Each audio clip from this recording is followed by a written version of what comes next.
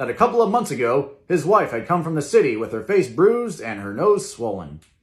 But when he heard himself say this, he flinched and began to cry, "Oh my God!" again, in his groaning voice.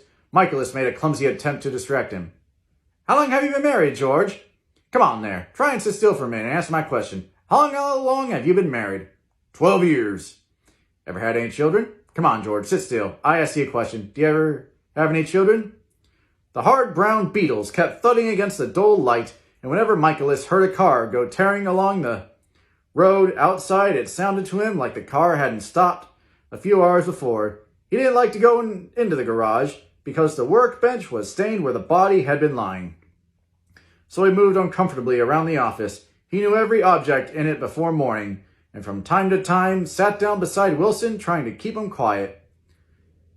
Have you got a church you go to sometimes, George? Maybe even if you haven't been there for a long time, maybe I could call up the church and get a priest to come over and he could talk to you, see? Don't belong to any. You ought to have a church, George, for times like this. You must have gone to the church once. Didn't you get married in a church? Listen, George, listen to me. Didn't you get married in a church? That was a long time ago. The effort of answering broke the rhythm of his rocking. For a moment he was silent. Then the same half-knowing, half-bewildered look came back into his faded eyes.